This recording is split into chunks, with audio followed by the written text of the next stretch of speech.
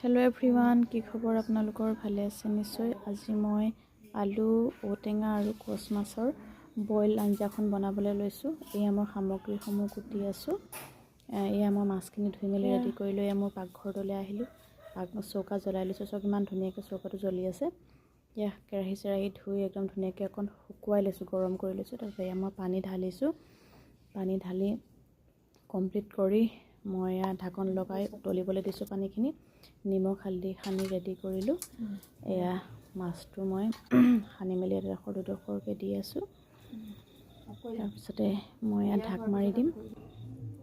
তাৰপিছতে তাৰপৰা মই আলুখিনি মানে দীঘলীয়াকৈ কাটি থোৱা আলুখিনি দিলোঁ। এয়া দি আছোঁ। তাৰপিছতে ঔটেঙাখিনিও খুন্দি দিছোঁ, যাতে মানে ধুনীয়াকৈ ৰসটো ওলাই তাৰ লগত মিক্স হৈ যায়। জলকীয়া কাটিলোঁ, অলপমান দীঘলকৈ দিলোঁ, পিঁয়াজো কাটিছোঁ, নহৰু, আদা আৰু জালুক মানে লগতে খুন্দি দিছোঁ। বইল মাছত ভাল লাগে। তাৰপিছত তেনেকৈ মানে আমি খাওঁ যে, সেইটো কাৰণে তেনেকৈ দিছোঁ। আপোনালোকে এনেকৈ খাই নাই জনাবচোন। আৰু ৰন্ধা পদ্ধতিটো হৈছে নাই জনাব কমেণ্ট যোগে। তাৰপিছত একো মই লৰাই মেলি চাইছোঁ ধুনীয়াকৈ সিজিছে নাই। এই ঔটেঙাও ধুনীয়াকৈ সিজিছে, আলুও সিজিছে। ঢাক মাৰি দিলোঁ মই। ধনিয়া কাটি থৈছোঁ, ধনিয়াবোৰ ধুনীয়াকৈ দি দিলোঁ।